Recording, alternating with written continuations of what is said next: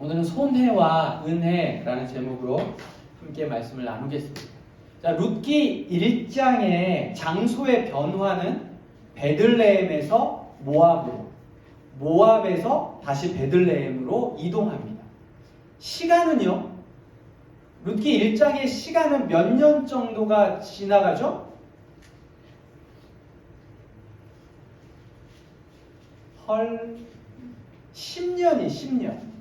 여러분, 룻기 1장은 베들레헴에서 모압으로, 모압에서 베들레헴으로 오는 장소의 이동과 함께 시간의 이동 10년이라고요. 10년. 1장이. 자, 베들레헴이 무슨 뜻이라고 그랬어요? 베들레헴? 빵집. 베가 집이고 레헴이 빵이기 때문에 빵집, 풍요의 도시, 풍요의 땅이라고 했단 말이죠. 자, 룻기 2장부터 이후로는 장소가 딱 정해집니다. 베들레헴 근처로, 베들레헴 근처로 나오미와 룻이 그곳에 이제 정착을 해서 살기 때문에 그렇습니다. 자, 그런데 등장인물 룻과 나오미 또 보아스 이렇게 연결되어지는 그 등장인물 속에 보이지는 않지만 숨어 계신 일하시는 하나님이 이제 나타나는 거예요. 그게 어디입니까? 2장 3절에 보면 우연히라는 단어가 있어요. 2장 3절에 우연히 룻이 가서 베는 자를 따라 밭에서 이삭을 줍는데 우연히 엘리멜렉의 친족 보아스가 속한 밭에 갑니다. 이거 룻이 알았어요? 몰랐어요. 우연히 가서 이삭을 줍다 보니 그곳이 엘리멜렉의 친족 보아스의 밭이었던 거예요. 그런데 4절에 보니까 마침 그때 베들레헴 도심에 살고 있던 보아스가 어디로 오는 거예요? 베들레헴 근처 자기 밭에 오는 거예요. 근데 마침 또 보니 처음 보던 한 소녀가 보여요. 물어봤더니 모압 여인 룻이라는 거예요. 여러분, 이게 우연이에요? 이게 이제 하나님의 일하심이라고요. 우리가 뭐가 번뜩 생각이 납니까? 모세. 3달 동안 숨겨서 길리웠던 그 모세를 어쩔 수 없이 갈대 상자에 담아서 나일강에 띄워 보내는데 마침 그때 누가? 바로의 공주가 강가에 목욕하러 나왔는데 우연히 그 갈대 상자가 어디로 가는 거예요? 공주의 눈에 들어오는 거예요. 갈대 상자를 열었더니 아이가 우는지라. 그래서 그 모세가 바로의 궁에서 길리워지잖아요. 숨어 계시지만 일하시는 하나님. 여러분, 믿음이 뭘까? 믿음이 성장한다는 게 뭘까? 여러분, 믿음은 바라는 것들의 실상이요 보이지 않는 것들의 증거라고 히브리서 11장 1절에 기록하고 있어요. 그러다 보니 믿음의 뭔가 미래를 향해 있는 것 같지만 여러분, 믿음은 그 시작은 과거예요. 하나님이 나의 삶을 어떻게 인도해 오셨는지 그 과거에 일하시는 그 하나님을 보는 게 믿음이에요. 여러분, 믿음이 성장한다는 것, 그 과거에 일하셨던 하나님이 오늘 나와 함께 하시고 그 함께 하심이 선명해지는 게 믿음이 성장한다는 거예요. 그 믿음이 성장을 가지고 미래를 바라볼 수 있는 거죠. 그러니까 바라는 것들의 실상이요 보이지 않는 것들의 증거라는 건 그 과거에 일하셨던 하나님의 선명하심이 과거에도 오늘에도 나와 함께 하시는 거예요. 여러분, 우리가 주만 의지의 찬양의 가사가 이렇잖아요. 주어진 내 삶이 작게만 보여도 선하신 주 나를 이끄심 보내. 이게 믿음이라고. 믿음. 룻기 전체에 진행되어지는 이 이야기 속에 숨어 계시지만 일하시는 하나님을 우리가 볼 수 있어야 합니다. 자, 우리가 큐티를 하면서 룻기를 쭉 유심히 제가 보니까 룻기의 사건마다 공통적으로 드러나는 한 단어가 생각이 나는 거예요. 그게 손해입니다. 손해. 잘 보세요. 룻은 모압 여인이었고 젊은 여자였어요. 그가 시어머니를 따라 룻의 입장에서 보면 이방 땅으로 오게 된 거잖아요. 가나안에 올 필요가 없어요, 룻은. 근데 룻이 따라 나선 건 어쩌면 룻에게 보면 손해입니다. 이방 땅, 고향을 버리고 젊은데도 아무것도 없는 시어머니 한 명을 따라 자기가 볼 때 이방 땅으로 온 거니까 손해죠. 여러분, 밭을 사서 일구고 내 밭을 일구고 열심히 노력해서 가을에 결실을 거두면 다 그거 누구 겁니까? 자기 거예요. 그런데 성경 말씀에 떨어진 이삭은 주우면 안 된대요. 내 건데. 또 밭에 내 모퉁이는 베면 안 된대요. 또 혹시 거두다가 집에 갔는데 놓고 온 게 생각이 나. 근데 그거 가져왔어야 되는데. 그러면 다시 가지러 가지 말래요. 자, 나무의 열매를 다 이제 땄는데 다 따고 나서 혹시 남은 게 있나 하고 다시 보고 남은 게 있는 걸 다시 따는 거, 요거 율법이 금지합니다. 내 건데 내가 내 맘대로 할 수 없어요. 그게 율법이고 그게 손해예요. 이건 중요해서 같이 한번 찾아보려고 하거든요. 자, 레위기 19장. 그 룻기 제가 예습할 때 다 거기다가 써놓으라고 했죠? 표시되어 있는지 한번 보세요. 룻기 2장 2절 옆에 쓰여 있어요? 레위기 신명기? 안 쓰여 있습니까? 안 쓰여 있나 보네요. 자, 그럼 나중에 이제 제가 조금 있다가 한번 쓰도록 하겠습니다. 레위기 19장 9절에서 10절을 한번 같이 보겠습니다. 레위기 19장 9절에서 10절. 자, 밑줄을 다 그어 놓으셔야 돼요. 레위기 19장 9절에서 10절 같이 읽습니다. 시작. 너희가 너희 땅에서 곡식을 거둘 때에 너는 밭 모퉁이까지 다 거두지 말고 내 떨어진 이삭도 줍지 말며 내 포도원의 열매를 다 따지 말며 내 포도원에 떨어진 열매도 줍지 말고 가난한 사람과 거류민을 위하여 버려두라. 나는 너희의 하나님 여호와니라. 아멘. 23장 22절. 레위기 23장 22절. 시작. 너희 땅에 곡물을 베릴 때에 밭 모퉁이까지 다 베지 말며 떨어진 것을 줍지 말고 그것을 가난한 자와 거류민을 위하여 남겨두라. 나는 너희의 하나님 여호와니라. 아멘. 신명기 23장 24절에서 25절. 신명기 23장 24절에서 25절 같이 있습니다. 내 이웃의 포도원에 들어갈 때에는 마음대로 그 포도를 배불리 먹어도 되느니라. 그러나 그릇에 담지는 말 것이요.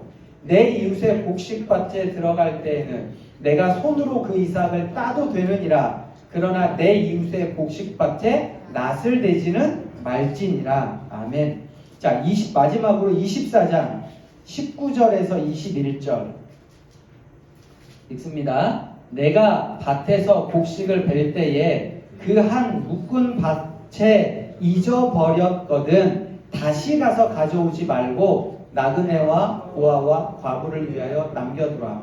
그리하면 내 하나님 여호와께서 내 손으로 하는 모든 일에 복을 내리시리라. 내가 내 감람나무를 턴 후에 그 가지를 다시 살피지 말고 그 남은 것은 객과 고아와 과부를 위하여 남겨두며 내가 내 포도원의 포도를 딴 후에 그 남은 것을 다시 따지 말고 객과 고아와 과부를 위하여 남겨두라.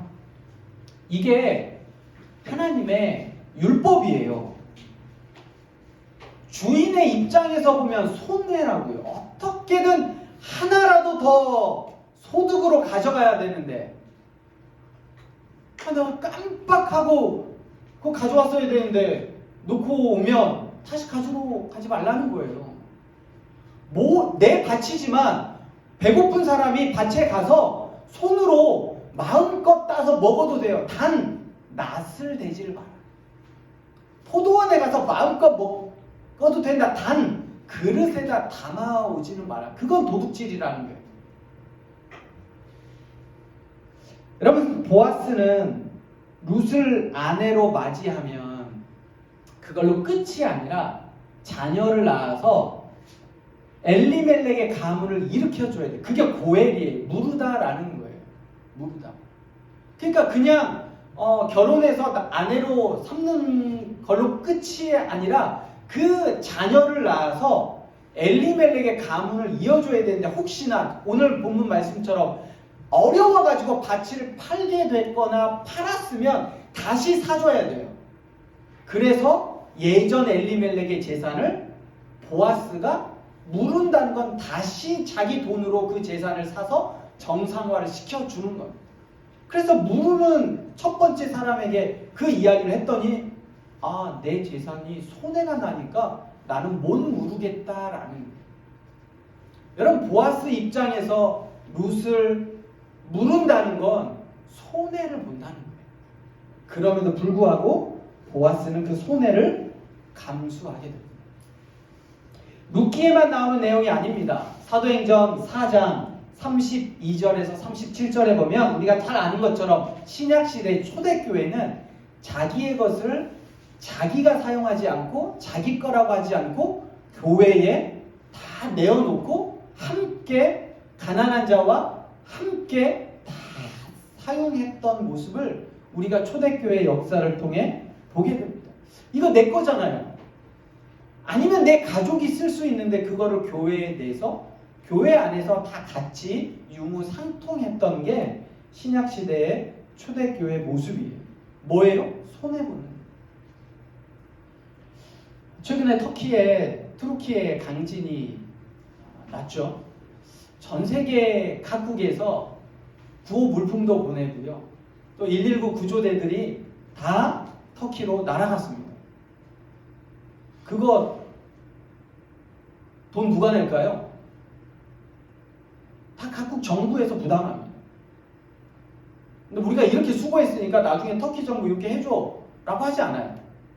인도적 차원에서 그 나라가 그 나라의 돈으로 구호하는 거예요.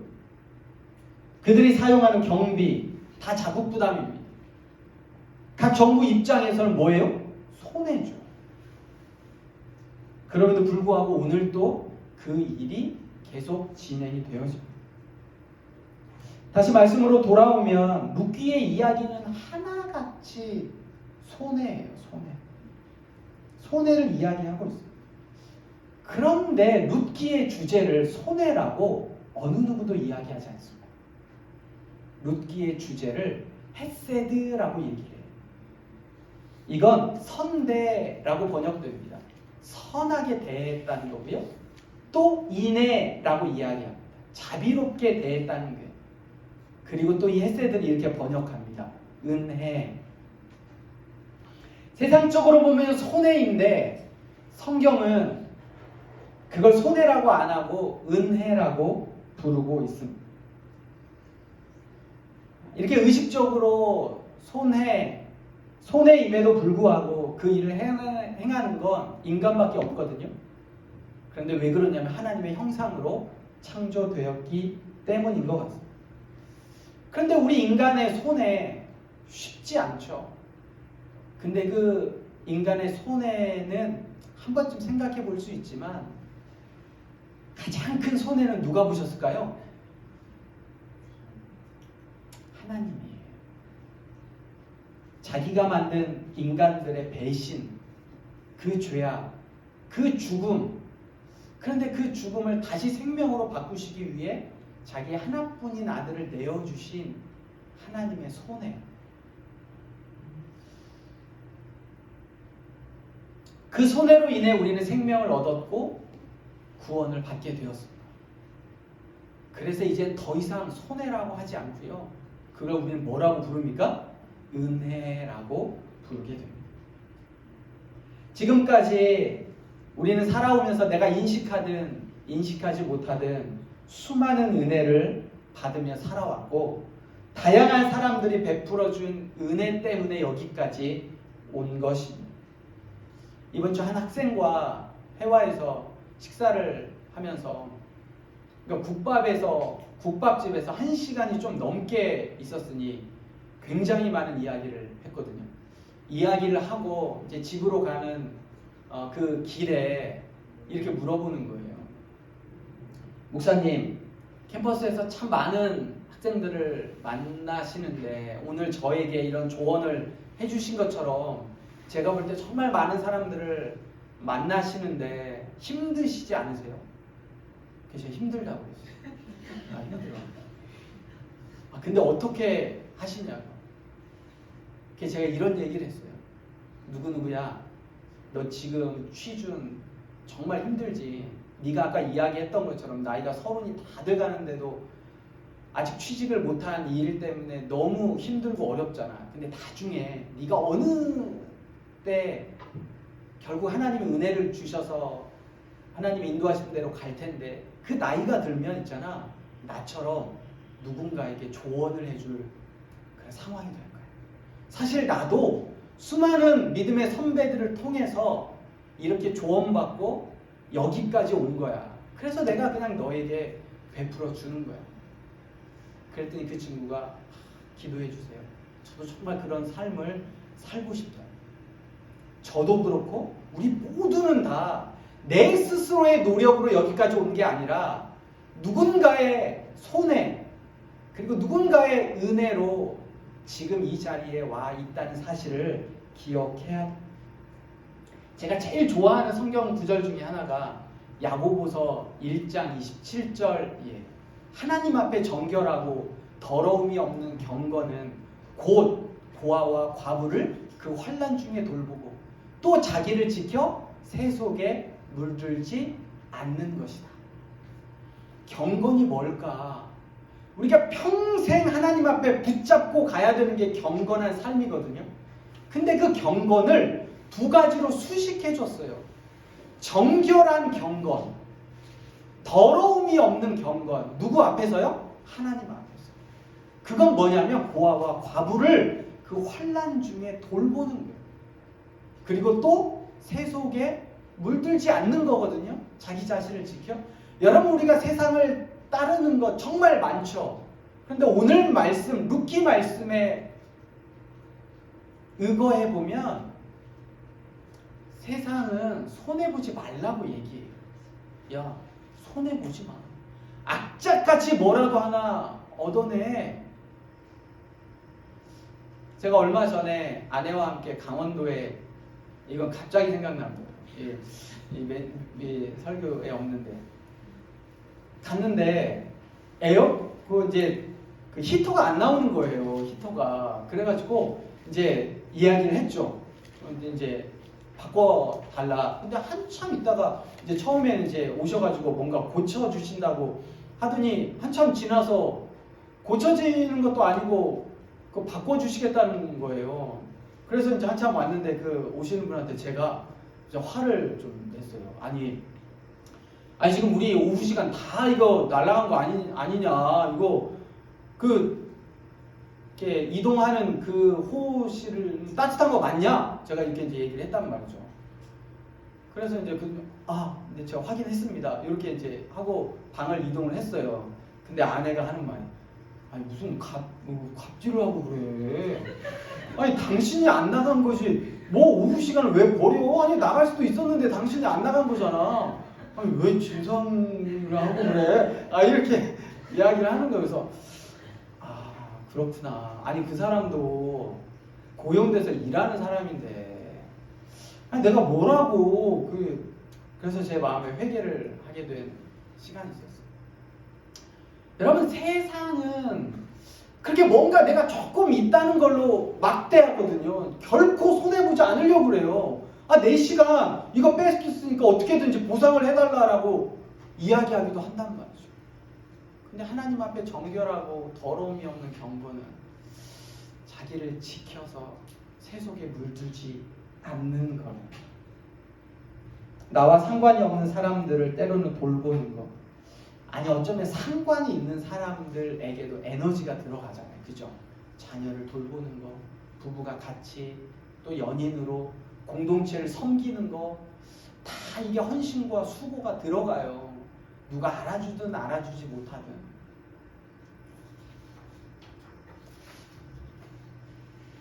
말씀을 마무리합니다. 룻기의 주제는 뭐예요? 손해가 아니에요. 룻기의 주제는 은혜예요. 헤세드라고. 지난 시간 한 주간 우리가 한번 돌아봅시다. 우리 인생을 통해서도 한번 돌아봅시다. 내가 여기까지 온 게 내 힘으로 온 건지, 아니면 수많은 사람들의 손해, 우리의 부모님들의 손해, 내 가족들의 손해, 어쩌면 내가 알고 있는 우리 믿음의 선배들의 손해, 그리고 우리는 그걸 은혜라고 부르는 그 은혜가 우리에게 있지는 않았는지, 우리가 살아오면서 정말 많은 은혜를 받으며 살았습니다. 사람들뿐 아니라 누려왔던 모든 것들, 지나왔던 모든 시간들, 걸어왔던 모든 순간들이 은혜입니다. 해가 뜨고 지는 것, 봄의 꽃들과 가을의 열매들, 변하는 모든 계절을 우리가 누릴 수 있는 것도 은혜였습니다. 아이로 태어나서 부모의 돌봄을 받고 지금까지 숨쉬고 사는 것 그 자체가 은혜였습니다. 특히 내가 한 일이 없는데 믿음의 사람으로 하나님의 자녀가 된 것, 그리고 오늘 이 시간 예배드리는 것, 모두가 은혜입니다. 은혜를 베푸는 삶, 은혜를 아는 삶, 은혜를 함께 누리는 삶, 그것이 가장 가까운 가족들로부터, 그리고 교회 공동체에, 그리고 주님이 부르신 그 자리에서 우리가 함께 경험해가는 하늘 나그네 성도들이 되기를 소망하며 함께 찬양하고 기도하도록 하겠습니다. 은혜입니다.